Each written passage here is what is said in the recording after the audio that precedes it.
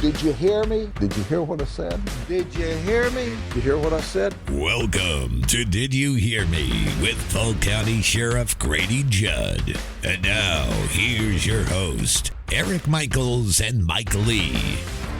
Hello and welcome back once again to another thrilling podcast with your favorite sheriff and mine, Sheriff Grady Judd, and a little thing that we like to call... Did you hear me? Did you hear what I said? Eric Michaels and Mike Lee with Polk County Sheriff Grady Judd, and we're going to dive right in because we have a lot of things to talk about today. Let's start really close to home and some shenanigans going on there in Osceola County with their sheriff. You know, I knew that sheriff, obviously. He was in the county next to me, and he's in the Florida Sheriff's Association with me. I was totally shocked and disappointed for his family. Mm-hmm. Disappointed that he did that. It was corrupt. It was illegal, and he got locked up, and that's exactly what should have happened. But he knew better. And for those of you who aren't familiar with the story, Osceola County Sheriff Marco Lopez arrested on racketeering charges. Absolutely. Allegedly taking money from an illegal gambling ring. And that seems to be a running theme lately. I know that somebody here in Polk County was recently arrested for laundering gambling money, and now this happens in Osceola County.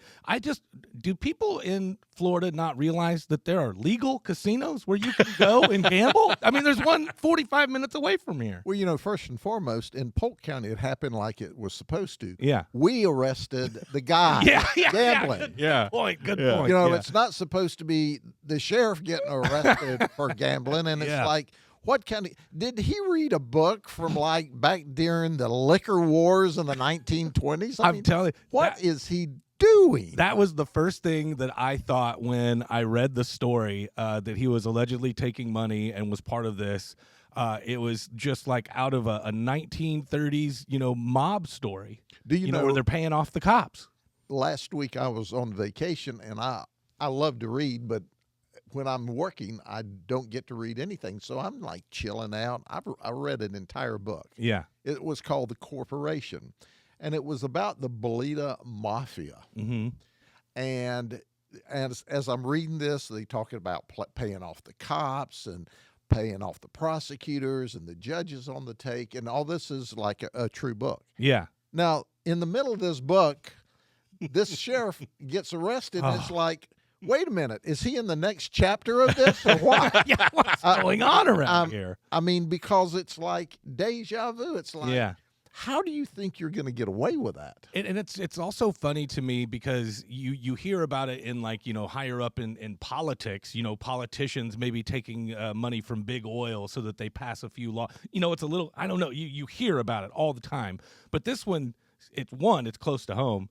And two, it seems even more on a criminal like I just never even thought that things like this were going on still today. Well, do you know that any time that you have human beings involved in anything, occasionally you're going to get a bad apple. Yeah, and he true. was just a bad apple. Now, I'm totally sorry for his family. Yeah, sure, of course. Yeah. But saying that, if he had a stand-up, hard-charging wife, she would have got involved in that like day one and go, hey, big boy, that is totally wrong. You got to stop, or I'm leaving, or something. Yeah. But as I know from only what I read in the papers, he was doing this long before he was the sheriff. Yeah, it was apparently going on for years. Yeah, according to the papers, allegedly. All of this allegedly.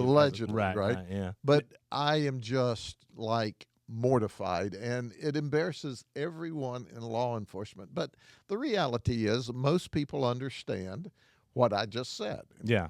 Human beings sometimes disappoint you. Yeah. And that's what he did. Yeah. And now he's going to go to prison for it. I figured you might have some pretty hard feelings about corrupt law enforcement officers. I mean, you've even had the tough task yourself of some things that have gone on here where you don't stand for it, and those folks pay. Well, as Barney Fife would have said, you got to nip it in the bud. That's right. And, I employ 2,000 people. Yeah. And we give them polygraphs and psychs and backgrounds. And on a rare occasion, one violates the law. And when they do, they have to be held accountable. Right. Yeah. Yeah. Thank goodness we didn't have to go through a polygraph to do Yeah, this. yeah. You know what I'm saying? Yeah, no kidding. You all would have failed. That's why Sheriff didn't ask. That's why you don't work for me, I'm sure. Oh, that's right. Anyway, moving on. How about things that are going on here in Polk County? Yeah, before they start running a background check on us. Yeah, exactly. Speaking of, Mike was mentioning this case in Osceola and how it seems kind of like it doesn't go on here. Yeah, you know? you just feel like this sort of thing doesn't go on. Yeah. And then we move into a shooting recently, a deputy-involved shooting, and I believe that was in Winter Haven, that possibly involved gang members. Again, that's something that I don't think we understand is still here in Polk County. Do you know, we did an operation 3 or 4 years ago where we did a long-term investigation on the sex money murder gang. Okay. We took down the Florida president, vice president, treasurer, the entire chain of Oh, this was actually the name of the gang, Sex Money Murder. Wow. And we normally don't use their name, but Yeah. we did on that particular case. I understand. We even got one of the head honchos out of South Carolina. It's a nationwide gang. Wow. So we destroyed the infrastructure with the arrest, and they're still in prison or waiting for trial at this point in time. So this guy is kind of a leftover. We're doing another undercover operation, and he's going to sell us a trafficking amount of drugs, hardcore drugs. So we meet him, and when we see that he's got the drugs, we give the code word. Our undercover guys come in and box in the vehicle. Well, he's not having any of that. So he rams the car behind him, then he rams the car in front of him. Now, our detectives are trying to get out of the way. Of course. Because that's not going to end well. Well, then he turns, when he rams them out of the way enough, he turns and drives directly at one of our detectives. Our detective shot 3 times and shot into the hood of the vehicle, but didn't hit the guy. He takes off, and of course, now we're pursuing him because he's attempted to run over a law enforcement officer. He's trafficking in drugs. He tries to go over if you will, I would call it a steep incline on a railroad track. Yes, I know. Yeah. Mm-hmm. He loses control and he hits another car. Fortunately, those people weren't seriously hurt. He comes to a stop when his car won't run anymore, and he jumps out, and he's going to get away from us. Well, he can't outrun the canine. Yeah. So does he just give up? Oh, no. He decides to fight some more, and the dog will bite you every time. So anyway, we got him into custody. So guess what?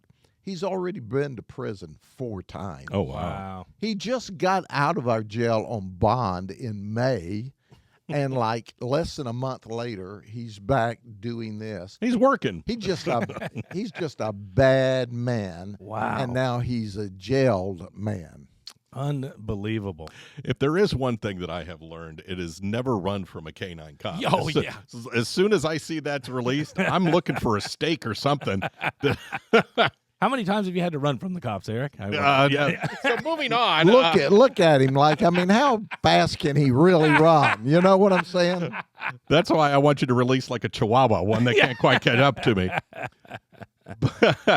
But the fact that gang activity, I just, that's something for me that's difficult to wrap my head around. That's here. And that's good to hear, because that's how we keep it suppressed in this county. You don't see much of it because we don't allow much of it. Our crime's at a 53-year low. Did you hear me? Yeah, oh, yeah. A 53-year low. Our deputies, who are the very best, but what we do is we focus on the people that are committing crime. Because when they're committing crime, guess what they're doing? They're victimizing innocent people. Mm-hmm. And we don't stand for that here. That's why you feel safe, because you are safe.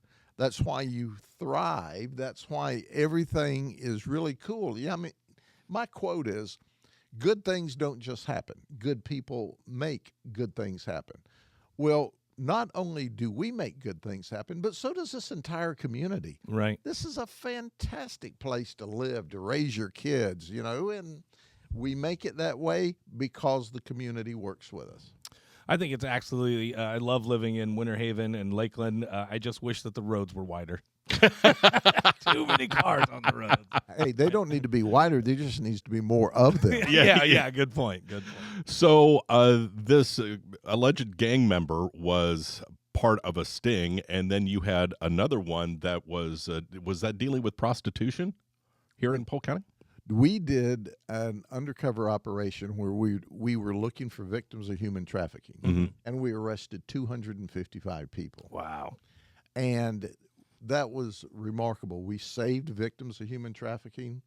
There were 36 illegal immigrants that ICE put a detainer on.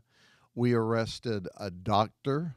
You know, I guess if you're not busy making people well or making them feel better, you might as well come see if you can get to feel better yourself. Yeah, sure. He didn't like the ending he got. It wasn't a happy ending. So, and we got Poor a lot guy. of professional people, you know. Fella, yeah. We were looking for Eric, and he didn't show up. I had something to do that day. Once again, he escaped the long arm of the law. Once again, holy moly. I am going to concede something. Every time your social media and you have one of these stings or the DUI reports or whatever, I admit I always go through to see if there's somebody I know. Oh, so do I. I think everybody does. Have you done it even, Sheriff, just to look to see if maybe you know somebody on there? Well, I see the reports every day. Yeah. And often I see people I know. And you're like, oh, man, not you, George. So, oh, man. Yeah. Oh, man, you should have known better. Yeah. What would your mama say about that?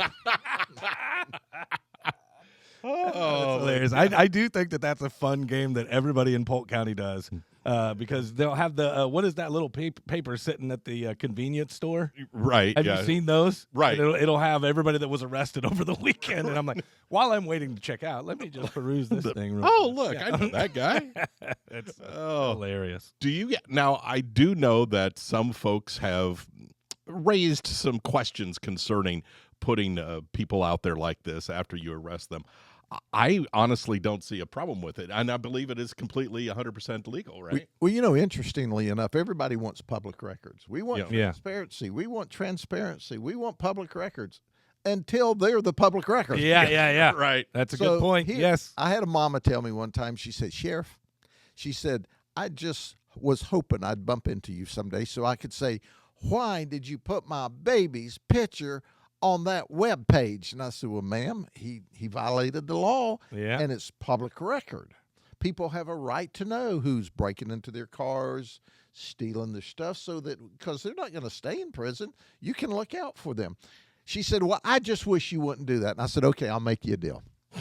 She said, what's that? I said, you tell your kid to quit committing crime, and I won't put his picture out anymore. And, wow. And she looked at me and she giggled. She said, that may be a tall order. Oh, Man. that's fantastic. Well, even while we're talking here, I do have that the picture of the fool Sure. around and find out sting operate. Who comes up with the names of these things? Well, do you know that FAFO is rather well known? I but was just about to say, obviously, yeah. we can't use that F word, so I thought, how about fool around? Yeah. Find out. I don't know if Eric is hep to all of the texting lingo. So yeah. Why is this podcast all about me for some reason? You made it so, sir. You're in the middle. That's why. Yeah, FAFO is pretty well known. It's the other F word I see. around and Free? fall out. Yeah, free Free, around, free, free around and find out. Yeah. Yeah. But yeah, even while we were talking, I'm looking at this picture that's here. I think it's on your website, trying to figure out, hey, do I know him? Do I know her?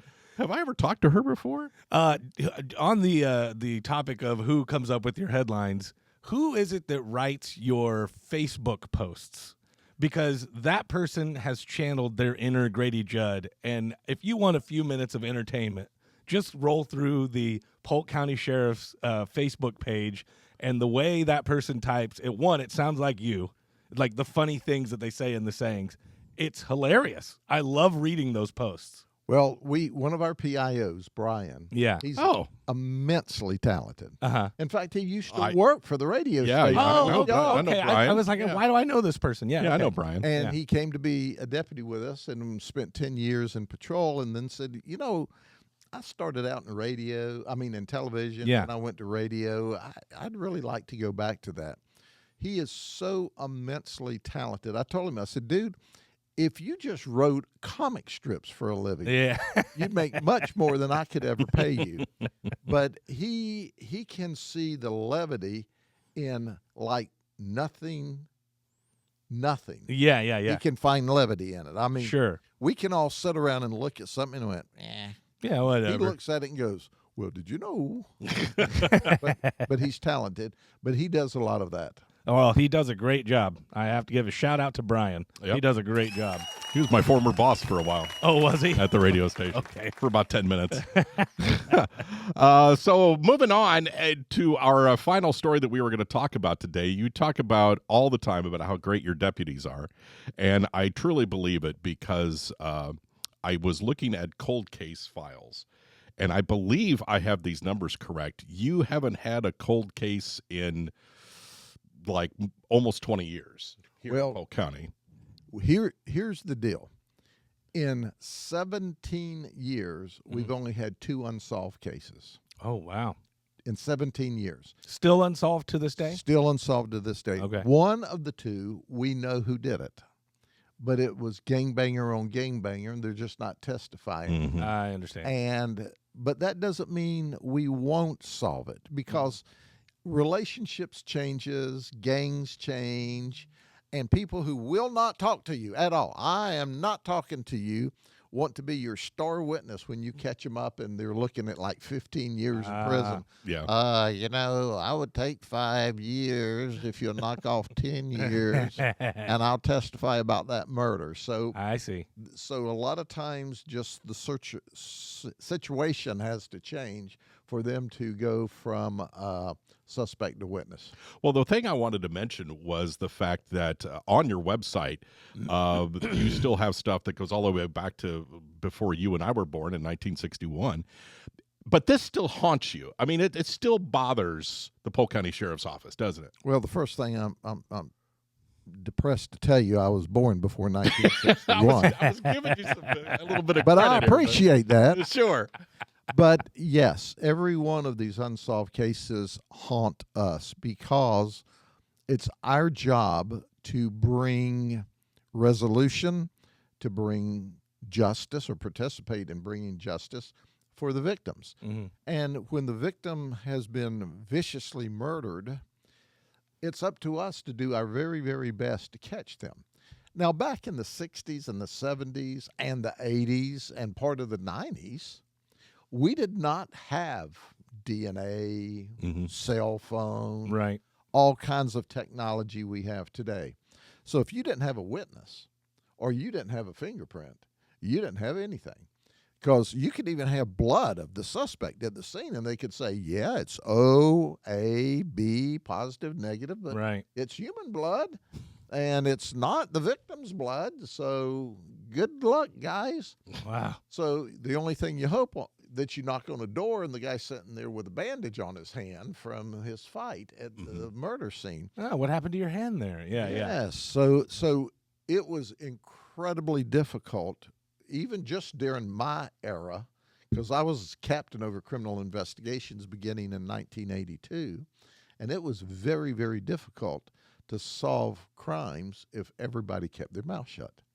That's not true today. We just identified the victim Yeah. of a murder that occurred in 1972 through DNA this last year. Wow. Now think about that. We didn't even know who the victim was. We didn't know who it was. Yeah. You know, and the first thing in a death investigation, murder investigation, you got to know who the victim is. You got to know where to go. So they always say it's hard to prove a murder if there's no body. That's why they always try to get rid of the body or whatever.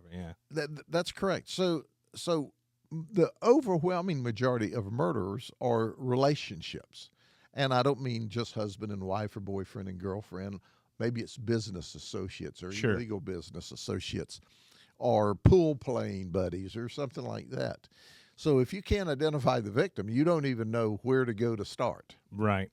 So now with the technology that we have, it is virtually impossible to get away with murder. Virtually impossible, not totally impossible. Right. If you have a good homicide team that knows what they are doing and puts the resources up front, you can solve those cases. And of course, the Polk County Sheriff's Office always open for more information? They can contact you or contact the information lines. Absolutely. I encourage them. I tell folks, if you're nervous or scared, call Crime Stoppers, text Crime Stoppers, email Crime Stoppers. They don't work for us. They are an independent group. They'll pass the information to us, and we'll never know who you are. It stays completely anonymous, yeah. Totally, completely anonymous. Now, we like to be able to talk to you, and obviously we'll keep the information confidential. And then you can just call the office and ask for the homicide team, and they'll switch you up to the homicide unit, and some clerks will answer the phone and then plug you in so that we can get the information. But think about this. What if it was your daughter or your son that was viciously murdered? Wouldn't you want somebody to help you solve that crime? Absolutely, yeah. Absolutely. Well, we appreciate your time, and thank you very much for coming down and joining the Eric Michaels podcast with special guest star Mike Lee and Grady Judd. Well, it was all about me today. I was just taking credit for this. Yeah. Well, and I look forward to seeing y'all next month if you're not in jail. If we are, we'll do it from a cell. How about that'd be that? great. If you're in jail, I'm not going to do it from a cell because it echoes too bad. Oh, okay. We'll just wait for you to make bond. Oh, my goodness. In all seriousness, thank you so much, Sheriff, for joining us. We appreciate it as always. All right. God bless you. See you next month. Bye, Sheriff.